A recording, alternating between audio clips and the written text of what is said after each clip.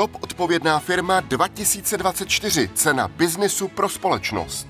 Nezávislý rating malých i velkých firem, který už více než 20 let oceňuje strategie a projekty v udržitelném a odpovědném podnikání v České republice. Přátelé, dámy a pánové, dobrý večer, prosím vás o veliký startovní potlesk.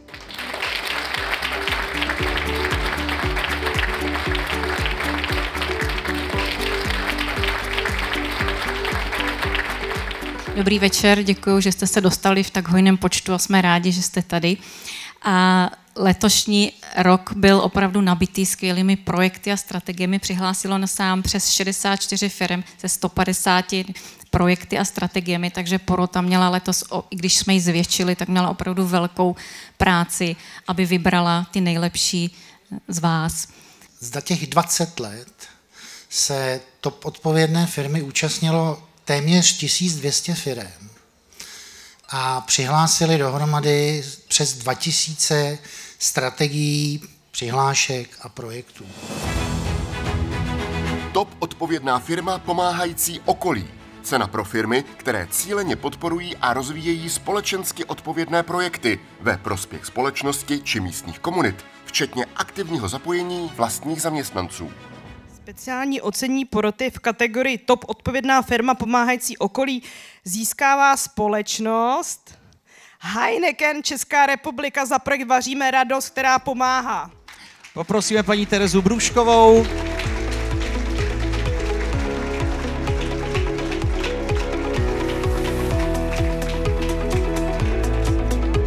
Top odpovědná firma pomáhající okolí se na 3. místě umístily společnosti Unika Management Services s projektem První pomoc pro duševní zdraví. A Vodafone Czech Republic s projektem Charta proti domácímu násilí ve spolupráci s IKEA Česká republika. Gratulujeme. Jdeme dál. Takže na 2. místě se umístila společnost Commerzbank s projektem Koba Academy Students for Students.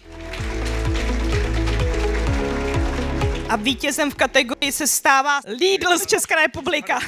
Lidl Česká republika. Projektem Jedlé školní zahrady. Eliška Frošová Stehlíková za náma přichází, děkujeme, gratulujeme. Samozřejmě poprosím o předání diplomů a cen, respektive diplomů a trofeje.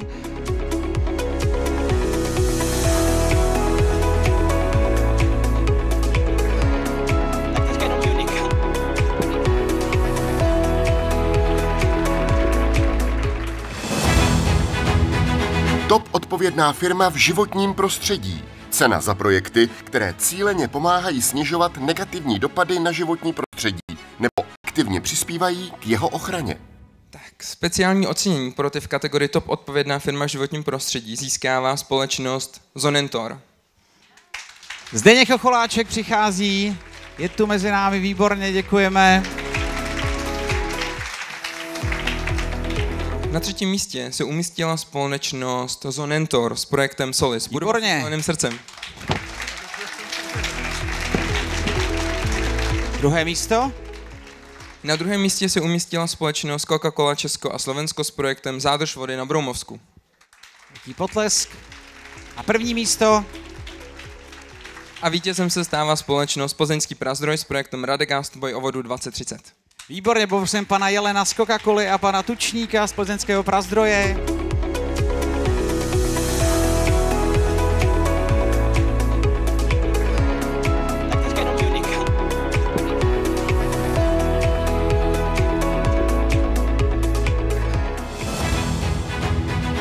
Top odpovědná firma v diverzitě.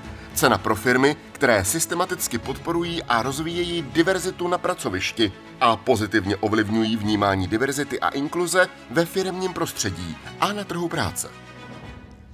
Speciální ocenění poroty v kategorii Top odpovědná firma v diverzitě získávají společnosti Vodafone Czech Republic za projekt Bojujeme proti domácímu násilí,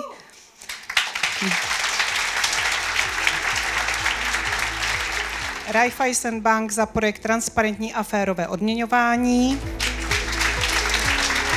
a Accenture Česká republika za projekt Podporujeme celostní zdraví a pohodu našich lidí.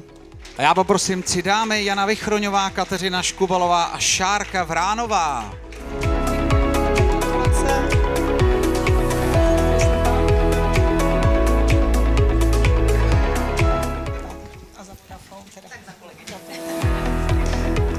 Gratulujeme, já poprosím o druhou obálku.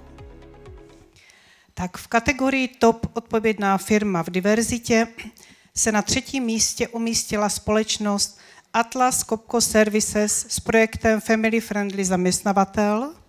Poprosím pana Cívku a paní Marii Šrédrovou. Na 2. místě se umístila Československá obchodní banka s projektem ČSOB bez bariér.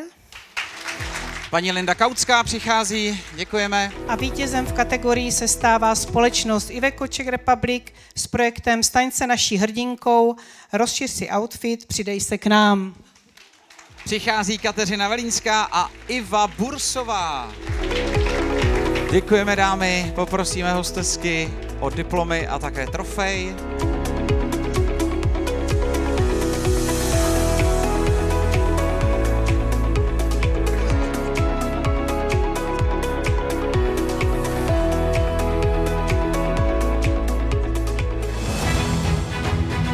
Top odpovědná firma v inovacích. Cena pro firmy, které prostřednictvím inovací rozvíjejí odpovědné a udržitelné podnikání. Přispívají k řešení aktuálních environmentálních a sociálních výzev společnosti. Titul Top odpovědná firma v inovacích získávají společnosti Good Sailors za projekt Gaming Heroes. Paní Stanislava Bártová je tu s námi. Další firmou. Ale pak Plzeňský Prazdroj za projekt Pro chmel, první aplikace na světě, která poradí, kdy a jak zavlažovat chmel. Pan Zaoral, Jakub Zaoral přichází. Dále společnosti Lidl Česká republika za projekt Zpětný odběr PET lahví a plechovek. Přicházejí Jirk Bauer a Martin Molnár. Kooperativa pojišťovna za projekt autopojištění s kopilotem, které platí řidičům za bezpečnou jízdu. Paní Kristýna Stará, možná pojďte ke mně také malinko blíž, ať se všichni vejdete. A vítězem v kategorii se stává Československá obchodní banka s projektem Obchod 24/7. Zažijte budoucnost nakupování s aplikací do kapsy od ČSOB. Já zvu výkonného ředitele Daily Banking Vladimíra Vojtíška.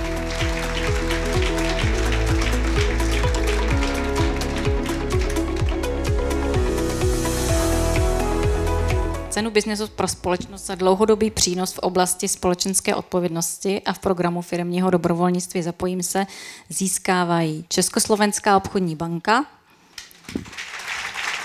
Česká podnikatelská pojišťovna, Plzeňský Prazdroj, Kooperativa pojišťovna a společnost ČES. Rozhodli jsme se udělit cenu za dlouhodobý přínos a prosazování témat odpovědného a udržitelného podnikání v České republice Michaele Chaloupkové ze společnosti ČES.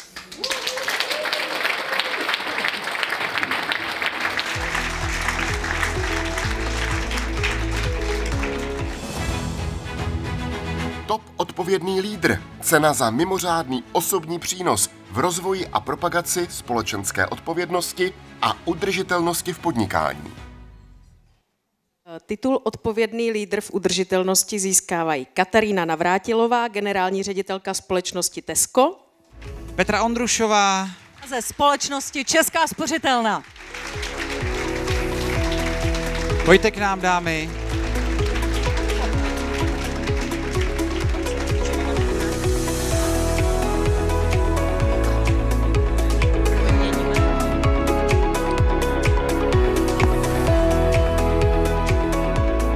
Titul Top odpovědný lídr v diverzitě získávají Šárka Vránová, Country HR and Health Wellbeing Lead ve společnosti Accenture Česká republika. Paní Sherin Abazejdová, Chief Culture and Diversity Officer společnosti Komerční banka. A Klára Escobar, Human Resources Director společnosti Moneta Money Bank. Jdeme na další kategorii Top odpovědná firma v reportingu.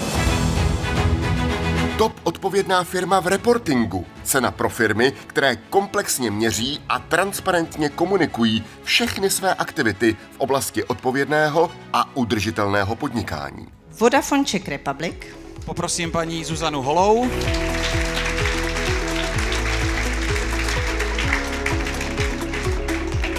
Další firmou je Plzeňský Prazdroj. paní Jitka Dvořáková, za náma přijde. Už běží. Česká spořitelna. Petra Ondrušová přichází také za námi, děkujeme. Medtronic Czechia. Karolína Holešínská.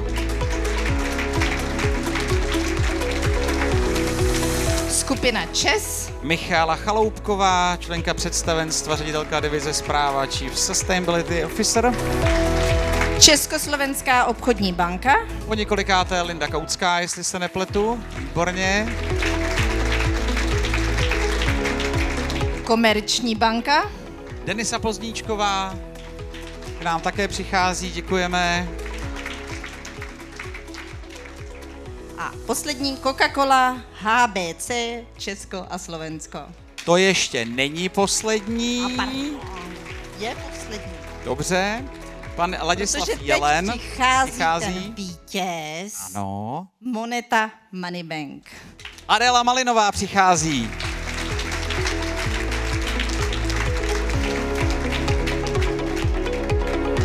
No, tak co se týče diverzity, dámy, se nám to úplně nepodařilo naplnit, ale je to krásné.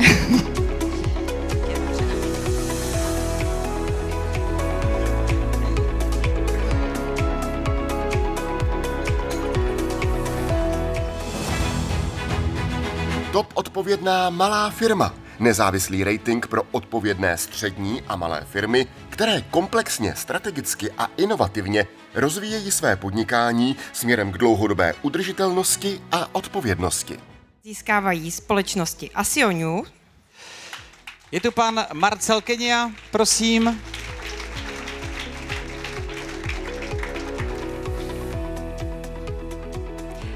Asiotech. Ondřej Unčovský.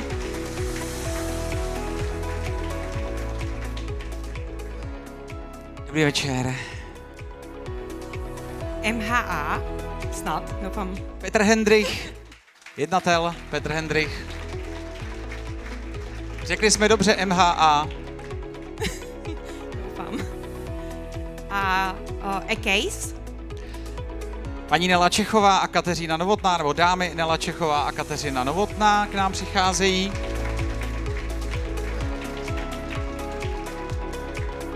A vítězem této kategorie se stává společnost eBrána. Veliký potlesk. Markéta Semelková k nám přijde. Přebrat trofej, diplom.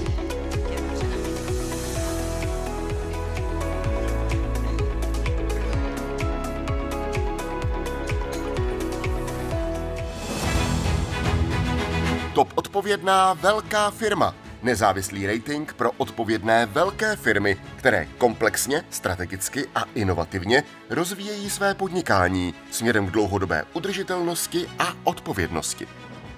Předávajícími budou paní Eva Horelová, zástupkyně vedoucí Evropské komise v České republice, a pan Kyriakos Kakuris, viceprezident Evropské investiční banky. Titul Top odpovědná velká firma získávají společnosti Accenture Česká republika. Poprosím Janu Benešovou a Karla Kohouta, tohle jsou firmy Advanced. Amazon Logistics Prague. Přichází Michal Šmíd, generální ředitel. Heineken Česká republika. Tereza Brůšková, talent specialist. Pivovary Staropramen. Alena Váchová, manažerka komunikace a firemních záležitostí. Hyundai Motor Manufacturing Czech. Jana Opluštilová, PR specialist. Skupina ČES. Michála Chaloupková, tu jsme tu už dnes měli párkrát. Moneta Moneybank. Adéla Malinová, tu už také s námi chviličku pobyla. A v neposlední řadě Coca-Cola HBC Česko a Slovensko. Ladislav Jelen přichází. To je ta část Advanced. Titul Top Responsible Large Company Leader goes to Velux Česká republika. Ondřej Boreš je tu s námi, přichází, děkujeme. Skanska. Slavomíra Sedláčková, HR ředitelka. Československá obchodní banka. Vladimír Vojtíšek, ten už tu s námi také byl. Tesco Scores Česká republika. Lucie Loučková a Lucie Barborová. Vodafone Czech Republic. Zuzana Holá. And the winner is Plzeňský Prazdroj. Pan Ivan Tučník přichází. Ano, s velkým antré.